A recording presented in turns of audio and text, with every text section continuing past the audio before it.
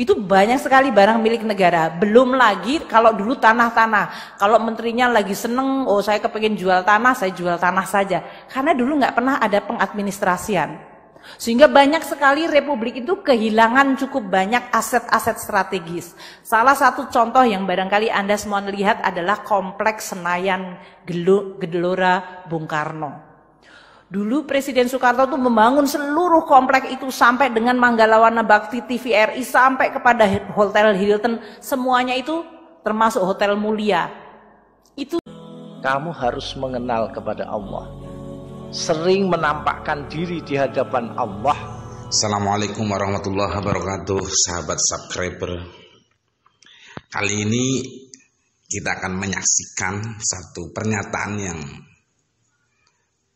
mengejutkan dari Menteri Keuangan Ibu Sri Mulyani terkait dengan banyaknya aset-aset negara pada zaman Soeharto yang tidak terbukukan, sehingga negara banyak sekali kehilangan aset-asetnya. Ini memang video bukan video baru, ini video tahun 2018 saat Bu Sri Mulyani Indrawati menjadi narasumber dalam kuliah umum di Universitas Gadjah Mada Yogyakarta, di Fakultas Ekonomi Universitas Gadjah Mada dalam rangka Disnatalis yang ke-63. Sahabat subscriber, jadi ada problem besar di negara kita, ada masalah besar di negara kita. Banyak sekali aset-aset yang hari ini masih dikuasai oleh swasta. Dan itu akibat dari kelemahan tata kelola pemerintahan di zaman Orde Baru. Bu Sri Mulyani adalah salah satu pejuang untuk menyelamatkan aset, karena beliau adalah orang yang pertama kali membuat neraca negara. Jadi selama 32 tahun Bapak Soeharto memimpin Indonesia, banyak sekali yang dibangun dan banyak sekali pinjam uangnya atau dana pinjaman untuk membangun. Itu semua tanpa pembukuan. Karena seharusnya barang milik negara yang dihasilkan dari dana apapun sumbernya, baik hibah maupun pendapatan negara, kalau sudah dibelanjakan dalam bentuk modal, maka itu seharusnya menjadi BMN atau Badan Barang Milik Negara. Sahabat subscriber pasti bertanya-tanya, benarkah? Ini kita akan simak langsung penjelasan dari Ibu Sri Mulyani terkait dengan banyaknya aset-aset negara yang masih dikuasakan kepada atau masih menjadi kuasa swasta. Nah, ini yang lebih mengejutkan lagi justru Istana Merdeka, kantor Kementerian Keuangan ternyata juga belum memiliki legalitas atau titel kepemilikan tanah. Lebih lengkap kita akan simak bersama-sama penjelasan Bu Sri Mulyani terkait dengan barang milik negara.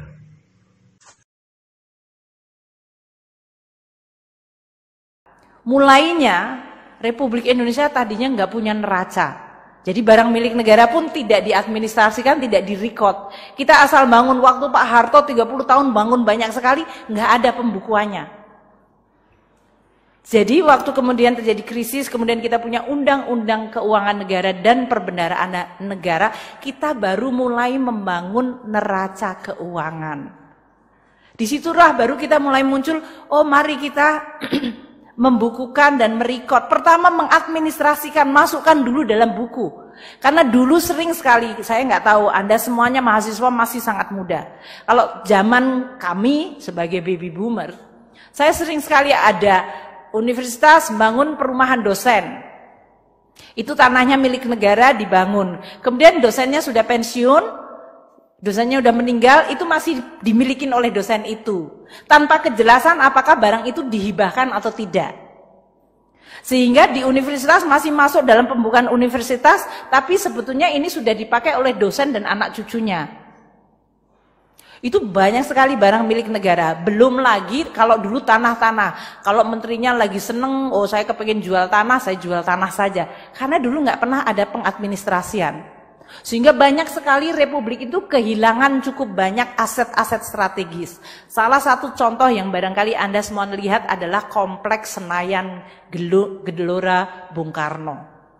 Dulu Presiden Soekarno itu membangun seluruh kompleks itu sampai dengan Manggalawana Bakti TVRI sampai kepada Hotel Hilton, semuanya itu termasuk Hotel Mulia. Itu semuanya sampai ke Plaza Senayan, kalau Anda pergi ke Jakarta pasti pergi ke sana.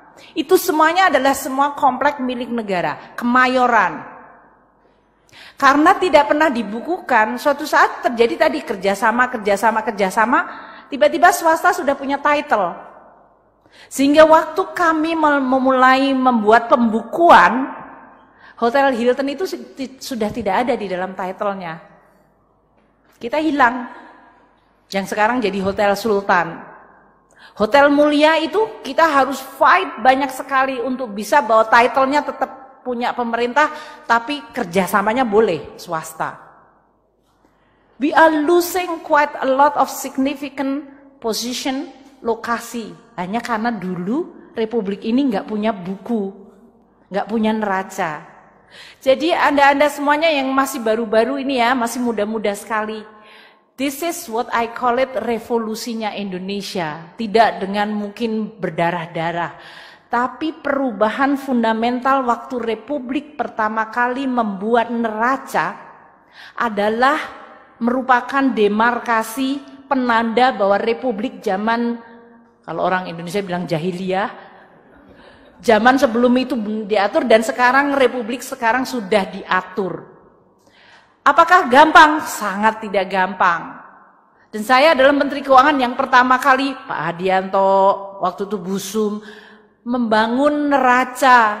Dan kita antara hatinya bergetar, jiwa kita itu berdenyut, bangga banget neraca kita bangun. Terus dapatnya disclaimer dari BPK. It's okay. Tapi at least we try. Kita bangun dulu. Kita kumpulkan. Pak Hadianto adalah Dirjen Kekayaan Negara pertama ya Pak ya. Waktu pertama kali kami membangun yang disebut Direktorat Jenderal Kekayaan Negara, beliau menjadi dirjennya. Pertama kali melakukan apa yang disebut pembukuan semua aset barang milik negara. Wah, ceritanya seru banget. Seru banget. Itu kalau dibikin cerita kayak Wiro Sableng 212 itu bisa panjang. Panjang banget. Ada di Kementerian Keuangan saja, kita lihat, wih ternyata kita nggak punya title. Istana negara kita, yang Bapak Presiden Jokowi berkantor, itu nggak ada titlenya. Nanti kalau tiba-tiba cucunya Dendels datang bilang ini punya saya, bisa.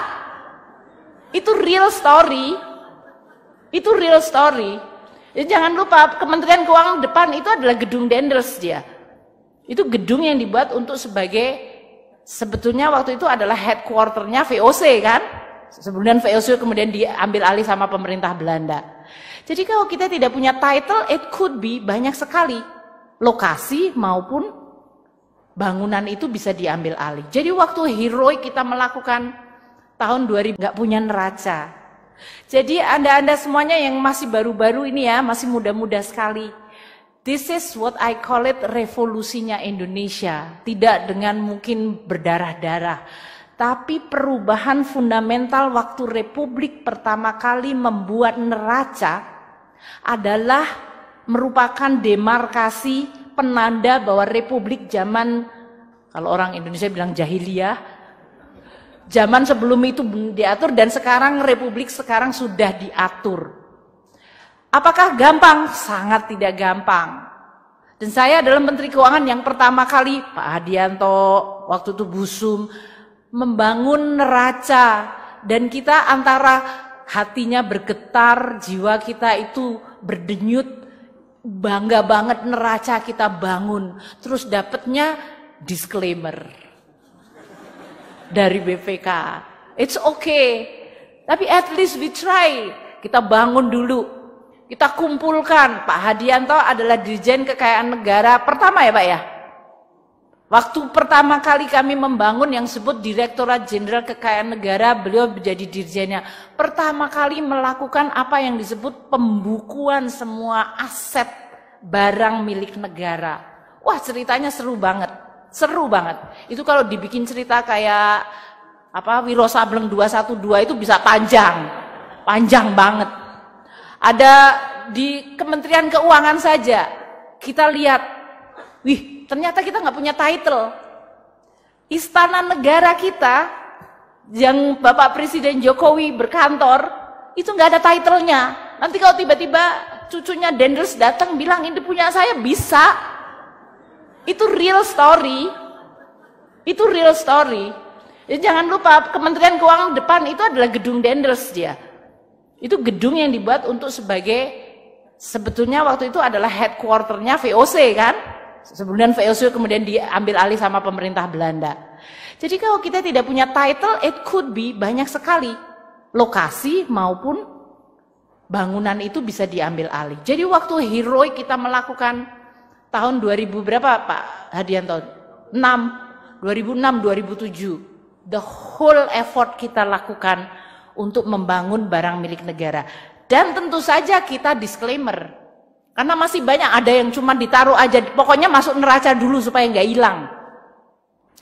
Kemudian kalau ke TNI Polri, mereka TNI bilang, wah jangan dibukukan, ini rahasia, ini semua persenjataan kita.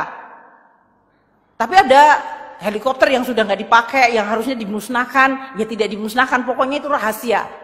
Jadi untuk membangun kepercayaan semuanya, termasuk waktu itu hampir semua kementerian lembaga punya barang-barang milik negara yang dikerjasamakan dengan swasta, menghasilkan penerimaan terus masuk duit pejabatnya, nggak masuk dalam laporan keuangan. Jadi teman-teman mahasiswa di sini ya, 2006, 2007 ke 2018 sekarang, it is only 10 or 12 years. Waktu saya jadi Menteri Keuangan yang pertama. Within this 12 years sebetulnya this republic has a revolusi yang sangat luar biasa besar di dalam pengelolaan barang milik negara.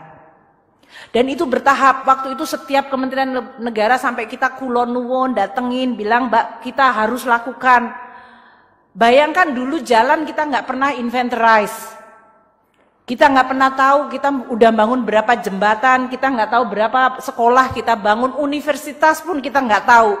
Ada universitas kompleksnya sudah nggak tahu digrogotin sama entah siapa, tiba-tiba hilang, colak sini, coek sini. Itu terjadi. Maka kalau sekarang kita ini sudah WTP, kelihatannya gambar tangganya indah itu ya, merah, kuning, hijau. Saya nggak tahu, merah, kuning, hijau di langit yang biru, mestinya gitu. Tapi itu menggambarkan the evolution dari kita sekarang, kita sudah masukkan dalam, sudah divaluasi, sudah diadministrasikan, dan bahkan saya minta sekarang adalah pemanfaatan. Kalau saya sering mengatakan pada Dirjen Kekayaan Negara seperti ini, saya pernah tinggal di Amerika cukup lama. Terus saya lihat ini orang kalau di negara maju tuh seperti apa sih? Kayaknya makan paginya sama, kita makan pagi, sekolah juga sama, nggak lebih pinter dari kita, negaranya sama aja. Kenapa kok dia bisa disebut negara maju dan kita negara berkembang? Kalau saya perhatiin sistemnya adalah mereka tuh asetnya kerja keras, orangnya kerja biasa-biasa aja. Kalau di Republik kita orang kerja keras banget, asetnya tidur-tidur aja. So that is the difference. The economic system membuat mereka make sure bahwa semua aset have to work extremely hard. Nggak ada uang nganggur, nggak ada space nganggur, nggak ada barang nganggur, nggak ada capital nganggur. They work very hard sehingga orangnya bisa kerja biasa aja dan kemudian dia bisa take vacation. Kalau di Republik kita nggak pernah vacation, kerja terus asetnya tidur. Ada suatu kompleks yang bagus didiemin aja 20 tahun, tanahnya bagus banget didiemin, nggak ada yang berani nyentuh. Karena apa ya? Karena milik negara. Negaranya ngapain? Negaranya tidur, orangnya kerja keras. That is what is make us a lot of different. Makanya saya sekarang tuh selalu gelisah. Saya bilang sama Pak Isa, saya nggak peduli dan saya nggak kepengen lihat ada barang negara secuil apapun yang dia itu waste, idle, sia-sia, tidur, malas. Aset kita harus dibuat kerja keras. Makanya sekarang kita pilah-pilah mana yang dipakai untuk fungsi pemerintahan. Mana yang kita lihat, oh kita udah punya. Jadi kalau ada kementerian lembaga bilang saya butuh office space, saya minta anggaran pada Menteri Keuangan untuk bangun office. Why you have to build office? Ini masih ada space lain yang masih kosong. Oh enggak, tapi itu kan sebagian miliknya kementerian lain. Kenapa? Memangnya kalau combine satu gedung miliknya 2 menteri nggak bisa kerjasama? Karena semua kementerian biasanya kepengen punya gedung sendiri, pengen nama sendiri, punya space sendiri. Jadi kita harus make sure bahwa sekarang menciptakan disiplin di dalam pemanfaatan aset. Pertanyaan, apakah perlu? Kalaupun ya kami perlu, apakah harus baru? Oh nggak perlu baru, kalau begitu apakah harus di situ? Jadi banyak pertanyaan yang menyebabkan kita harus membuat indikator sehingga belanja modal itu makin efisien, belanja pemeliharaannya juga makin baik, dan juga kalau bisa aset itu tadi bekerja, menghasilkan penerimaan negara bukan pajak, dan juga bahkan kita menggunakan aset itu sebagai underlying aset untuk penerbitan surat utang negara dalam bentuk sukuk. Karena sukuk itu membutuhkan, kalau kita lihat kontribusi BMN bagi penerimaan negara kita itu masih very tiny. Coba kita lihat. Dari tadi 4.000 triliun, barang milik negara itu cuma menghasilkan pendapatan 2 triliun. Ya kan? Tapi ini sebetulnya underestimating. Karena banyak barang-barang milik negara yang dipakai oleh pemerintah itu tidak di-impute value-nya. Kita kayak, oh ini milik kita sendiri jadi kita nggak perlu rent. Padahal kalau the same gedung, kita renting ke swasta, mereka willing to pay per square meternya berapa. Itu konsep untuk mengatakan bahwa setiap space sebetulnya ada harganya. Itu adalah salah satu lompatan revolusi di dalam konsep mengelola BMN. Dan kami sekarang ingin terus-menerus menciptakan ekstrimnya ya. Saya ingin memberikan contoh. Waktu saya kerja di Bank Dunia, headquarternya Bank Dunia itu di tengah-tengah jantung kota, hanya 1 blok dari White House. Itu semua space di dalam gedung itu dianggap bukan miliknya siapa-siapa, tapi dikelola oleh kayak DJKN-nya, Dirjen Kekayaan Negara, yang disebut treasurer-nya. Jadi kalau ada unit membutuhkan space, dia akan ditanya, ini unit ini kerjanya ngapain? Dia punya budget enggak? Dia punya nilai tambah yang kemudian menjustify dia menggunakan space yang sangat penting ini enggak? Bahkan semua ruang rapat, nggak ada yang disebut ruang rapatnya kecuali ruang rapat presiden. Tapi semua ruang rapat adalah ruang rapat bersama. Jadi untuk meregister hari ini saya mau rapat jam berapa, kita harus register kepada the whole system. Coba bayangin, Anda semua akan lihat di sini, saya hampir yakin dekan tuh punya ruang rapat. Kalau dekannya nggak pakai, ya nggak boleh disentuh-sentuh. Kalau dosen mau rapat, cari tempat lain di kelas kayak. Itu karena kita menganggap, oh itu kan harus kehormatan dekan, harus dijaga. Padahal it's just an asset, a space that we can use together. Dipakai, tadi yang disebut barang itu termasuk space harus bekerja keras. Ini adalah sesuatu yang mungkin perlu untuk mindset. Kalau Gajah Mada akan menjadi universitas pertama yang mengelola aset negara secara bagus, saya yakin akan menjadi salah satu benchmarker yang awal. Saya tantang sih sama Pak Rektor, sama Pak Dekan. Coba kita lihat. Karena di Kementerian Keuangan saya lagi mau mencoba untuk membuat berkali-kali, tapi mendobrak birokrasi angel banget loh. Saya bilang sama Pak Sekjen, sekarang kita bikin, Bu mau ruang rapatnya Ibu dipakai, nggak apa-apa. Di negara lain sekarang ada yang disebut konsep office space itu adalah open. Kita masuk, kita nggak punya ruangan. Apalagi kalau dia kerjanya adalah mobile. Jadi yang ada apa? Ada suatu loker atau kita tempat meja bersama dan colokan. Jadi kalau saya datang saya langsung kerja dimanapun kursi berada, kayak di kafe aja. Lu Bu, nanti kalau dari sisi kalau semuanya sekarang barang itu sudah confidential, Bu, nanti kalau saya mau telepon kakak saya atau anak saya gimana? Ya nggak apa-apa, namanya open space, kan Anda tidak lagi berselingkuh.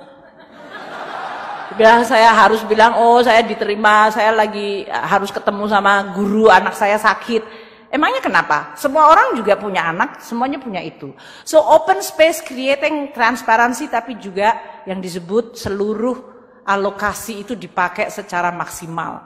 Kalau Anda pernah pergi ke Bloomberg Space di London, itu adalah the smart and the best. Di Indonesia sekarang ada, saya dengar tapi saya belum visit, yaitu Unilever. Headquarternya di Serpong, itu termasuk katanya an open space dan bagaimana mereka melakukan. Saya pengen pergi ke sana, mau ngajak Pak Dirjen-Dirjen saya itu untuk saya change aja the way we manage barang. Poin saya adalah kalau kita mengelola barang ya jangan gitu-gitu aja, nggak boleh barang itu tidak produktif dan tidur. Kalau next kita akan lihat berapa sih yang tidur di barang milik negara kita yang tidur. Kalau menurut yang disampaikan oleh Pak Isa, kita sudah turun next, yaitu aset tidur kita dulu pernah 49 triliun, sekarang tinggal 20 triliun.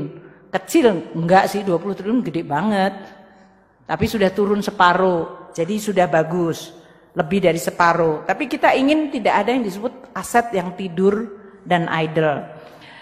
Dan terakhir mungkin saya sampaikan tadi, revaluasi aset yang kita lakukan di 2017 dan 2018 itu adalah melakukan seluruh barang dan tanah, gedung bangunan dan jaringan-jaringan infrastruktur. Kenaikan nilai barang milik negara mencapai 372%. Sehingga nilai wajar sekarang mencapai 5.700 triliun. Dulu nilai bukunya cuma 1.500 triliun. Jadi kalau orang mengatakan utang kita kok nambah terus, aset kita juga nambah terus dalam hal ini. Itu adalah sesuatu yang kita ingin sampaikan. Dan secara khusus dalam hal ini, kalau kita lihat salah satu eksperimen dari Kementerian Keuangan adalah membentuk apa yang disebut BLU Elman. Ini sekarang Elman akan diserahi semua aset yang tadi disebut idle, sehingga mereka bergerak seperti kayak property company. Setiap space kalau tidak menghasilkan, saya akan tanya indikatornya gimana. Jadi ini sekarang dipegang oleh Bu Puspa ya dalam hal ini. Dan kita menggunakan asetnya secara clean dan clear dan bagaimana mengelolanya. Pada akhirnya tentu kita ingin Republik Indonesia itu punya paradigm baru di dalam mengelola kekayaan negara dan barang milik negara. Saya baru bicara barang milik negara, saya belum bicara tentang kekayaan negara yang hayati, yang saya bicara harus dihitung secara accrual. Saya belum bicara mengenai bagaimana barang milik negara untuk divaluasi aja, stafnya Pak Isa itu harus naik motor perahu kecil, hanya pergi ke salah satu pulau yang terpencil hanya untuk memvaluasi salah satu Pak? Mercusuar. Jadi jangan pernah anggap sepele. Meskipun dia di salah satu pulau terpencil kita bangun ada mercusuar, kita tetap masukkan itu dalam buku dan kita masukkan dalam aset negara. Terakhir tentu saja pada akhirnya kita akan memperbaiki terus. Perjalanan sudah cukup spektakuler, banyak yang di-achieve, yang dicapai, namun masih banyak. Saya berharap para mahasiswa sekarang mulai banyak yang memiliki minat untuk menekuni bidang-bidang seperti ini. Asset valuation, asset management. Karena ini adalah sesuatu yang bidang yang sangat tidak terlalu banyak menonjol tapi sebetulnya penting sekali. Sama seperti akuntan dan yang lainnya.